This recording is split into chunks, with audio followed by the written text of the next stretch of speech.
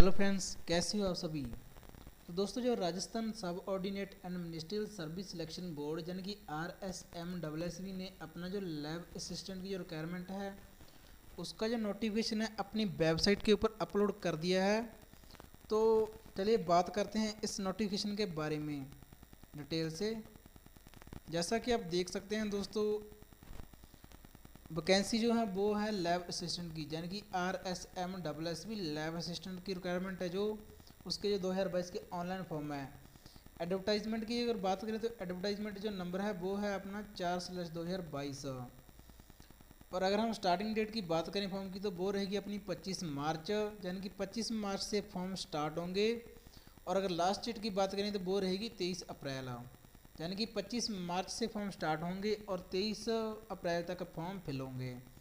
और फीस की जो लास्ट डेट रहेगी वो रहेगी अपनी 23 अप्रैल। और जर्नल और ओबीसी कैंडिडेट के लिए अगर हम फीस की बात करें, जर्नल ओबीसी और ईडब्ल्यूएस कैंडिडेट की जो फीस रहेगी वो रहेगी अपनी 450। और ओबीसी नॉन क्रीमी लेयर की जो फीस रहेगी दोस्तों वो रहेगी अपनी 350। एससी और एसटी कैंडिडेट की जो फीस रहेगी वो रहेगी अपनी 250। और अगर आप अपने फॉर्म में कोई करेक्शन करना चाहते हैं तो उसकी जो फीस रहेगी वो रहेगी अपनी 300। पेमेंट का जो मोड रहेगा वो अपना ऑनलाइन रहेगा। और अगर हम इसमें बात करें एज की लिमिट की, जो कि इन्होंने एज की जो लिमिट रखी है वो इन्होंने रखी है अपने 18 से लेकर 40 साल तक। यानी कि आप ये फॉर्म फिल करना चाहते हैं तो आपकी जो एज होनी चाहिए वो होनी चाहिए अपनी 18 से लेकर 40 साल। और एज की जो लिमिट काउंटिंग होगी वो होगी 1/1/2023 तक। सिलेक्शन की प्रोसेस की बात करें तो सबसे पहले इसमें होगा अपना रिटन एग्ज़ाम, फिर होगा अपना DV यानी कि डॉक्यूमेंट वेरिफिकेशन, उसके बाद होगा अपना मेडिकल एग्जामिनेशन। टोटल पोस्टों की बात करें तो टोटल पोस्टें जो है वो है 1012। और पोस्ट के अगर नाम की बात करें तो जो पहली वैकेंसी है वो है लैब असिस्टेंट की। टोटल जो वैकेंसी है वो है 847। और इसके लिए एलिजिबिलिटी होनी चाहिए वो होनी चाहिए अपनी 12वीं क्लास, यानी कि आप 12th पास होनी चाहिए और साइंस स्ट्रीम के साथ। सेकंड जो वैकेंसी है वो वैकेंसी है लैब असिस्टेंट की ज्योग्राफी की। जो वैकेंसी टोटल वैकेंसी है वो है 128।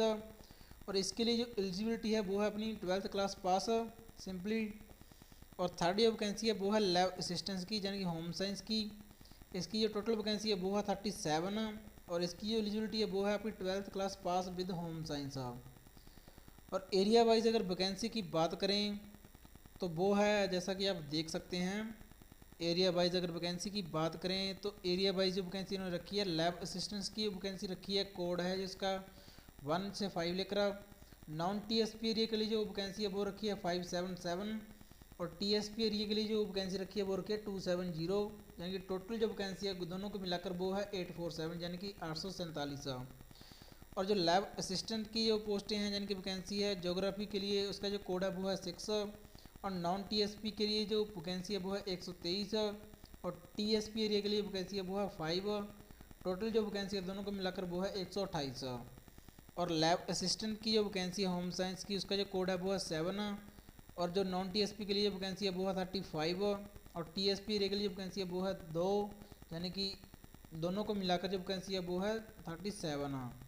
और इस प्रकार अगर हम बात करें नॉन TSP के लिए टोटल जो 735 वैकेंसी है, TSP एरिया के लिए 277 यानी कि 277। और जो टोटल जो वैकेंसी है वो है 1012 यानी कि 1012। और अगर हम बात करें इनकी जो ऑफिशियल नोटिफिकेशन की तो जो इनका ऑफिशियल नोटिफिकेशन है वो भी आप चेक कर सकते हैं। जैसा कि आप देख सकते हैं ऑफिशियल नोटिफिकेशन में भी इन्होंने अपनी डिटेल दे रखी है, जैसा देखते हैं राजस्थान कर्मचारी चयन बोर्ड जयपुर। और जो नोटिफिकेशन है वो आज ही है, यानी कि 16/3/2022। प्रयोगशाला सहायक संयुक्त सीधी भर्ती 2022। और इसमें इन्होंने जो पद का जो कोड दे रखा है जैसा कि आप देख सकते हैं, पद कोड 1 से लेकर 7 तक है। और जो पहली जो पोस्ट है वैकेंसी है वो है प्रयोगशाला सहायक विज्ञान। विभाग का जो नाम है वो यानी कि आपको जिस डिपार्टमेंट में मिलेगी जॉब वो है माध्यमिक शिक्षा विभाग। और गैर अनुसूचित क्षेत्र के लिए जो वैकेंसी है वो है 218। और अनुसूचित क्षेत्र के लिए वो है 243, यानी कि कुल जो वैकेंसी है वो है 461।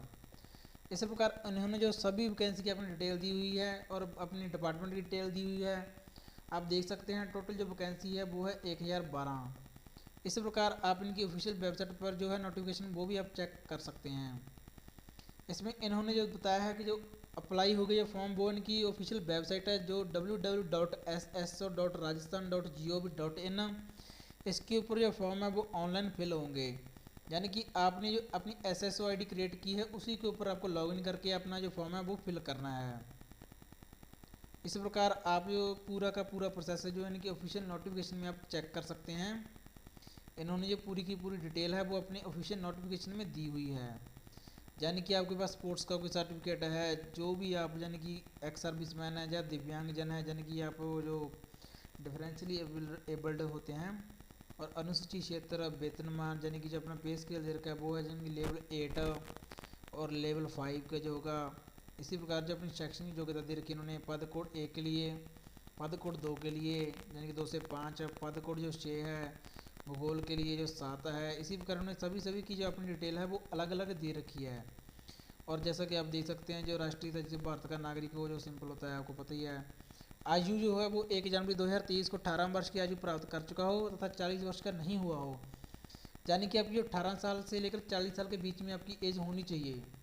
एज की जो रिलैक्सेशन है वो इनके जो नोटिफिकेशन है उसके ही हिसाब से दी जाएगी। जैसे 3 साल का SC ST के लिए जो रहता है वही अपना जो एज का रिलैक्सेशन है वो आपको मिलेगा। इस प्रकार आप चेक कर सकते हैं इनकी जो पूरा नोटिफिकेशन है इसमें इन्होंने बता रखा है जो कि आपको डॉक्यूमेंट अपलोड करने हैं। जैसा कि आप देख सकते हैं इन्होंने अपने 6th पॉइंट में बता रखा है फोटोग्राफ और हस्ताक्षर स्कैन और अपलोड करने के लिए दिशा निर्देश। फोटो अपलोड करने के लिए दिशा निर्देश। फोटोग्राफ और हस्ताक्षर स्पष्ट नहीं होने पर आपका आवेदन जो है वो अस्वीकार किया जा सकता है।